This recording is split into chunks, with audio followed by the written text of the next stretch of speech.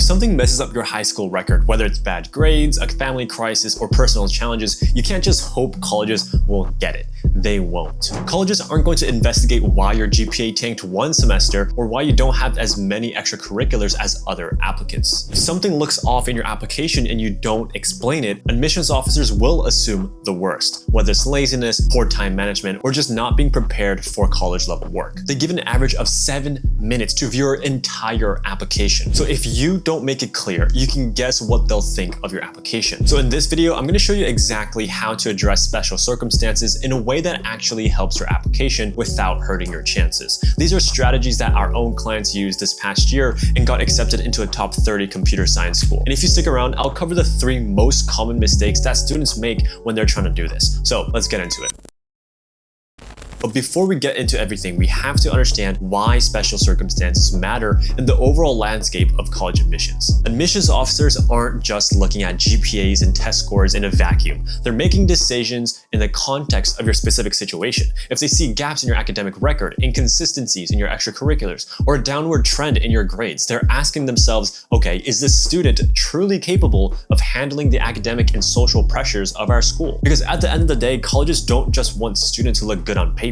They want students who can handle adversity, adapt, and still perform at a high level. That's why they give you opportunities like the additional information section and recommendation letters to provide context to when something major impacted your high school experience. But here's the catch. Colleges aren't admitting you because they feel sorry for you. That's not it. They're admitting you because despite your challenges, you've proven that you're still a strong, capable applicant who will succeed on their campus. And if you don't make that part clear, your explanation won't help you. Let's say you had a serious health issue in 10th grade, right? And your grade drops for an entire semester. Here's what most students would do. First, they either say nothing and hope colleges notice. They will notice, by the way. Or number 2, they write a long essay about how hard it was, but never connects it back to why they're still a strong applicant. Neither of these options work. Instead, the right approach looks something like this. First, briefly explain what happened. There's no need to overshare. Colleges don't need your medical history. And second, show how you bounced back. Did you improve your grades afterwards? Did you develop better time management skills? And third, make it clear that this will not affect your college performance. If you have something that needs explaining, the personal statement is not the only place to actually mention them. Here are some other 2 places to actually talk about any explanations that you might need. First is the additional information section. This is best for brief explanations. I would say this is the perfect place to address anything that impacted your academics or extracurriculars. Some common situations that belong here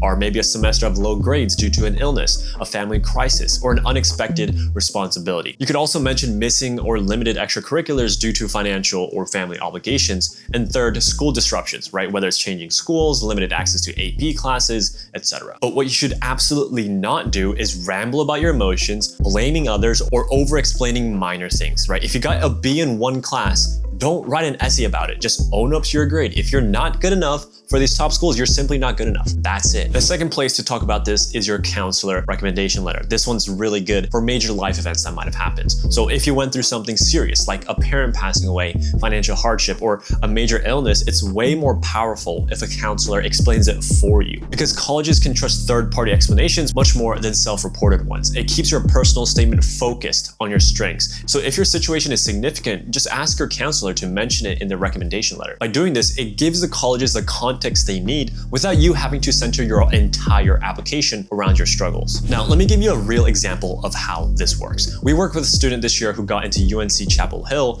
for computer science. This student had a major surgery in junior year, so intense that they were in the hospital for over 3 weeks, completely unable to work on anything, right? So naturally, their grades took a hit that semester. Now, here's what they didn't do. First, they didn't just write a pity story about how hard it was. And second, they didn't use it. Instead, they use it as part of their personal statement, not as a focus, but as a challenge that they overcame. Their story wasn't, I had a surgery, so please forgive my grades. Their story was, I had a surgery, and despite that, I worked harder than ever to prove what I was capable of. So question is, how did they do it? First, he had straight A's after returning. They didn't just recover, they pushed themselves to perform better than ever, and also worked overtime to catch up on all the things that they were missing. They stayed after school, studied independently, and refused to let that setback define their academic record. And going to the topic of ECs, they crushed it in DECA. While most students would use surgery as a reason to scale back, this student did the exact opposite. They had their best ever performance in DECA, winning at the highest level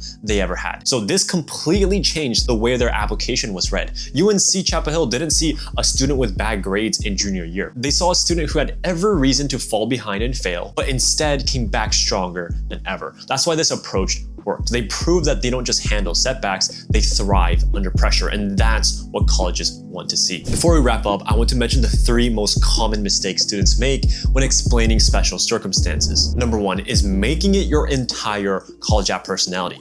Colleges want to know who you are beyond your struggles. Don't let challenges define your whole application. And honestly, personally speaking, if your entire personality is about this one event that held you back, it's pretty annoying. And number 2, using dramatic language. Keep it factual and concise.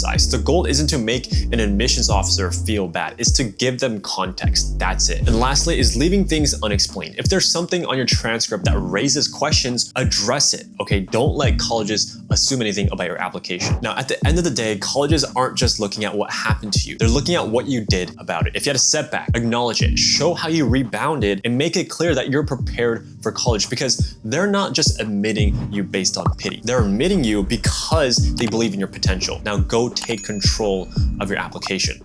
Peace.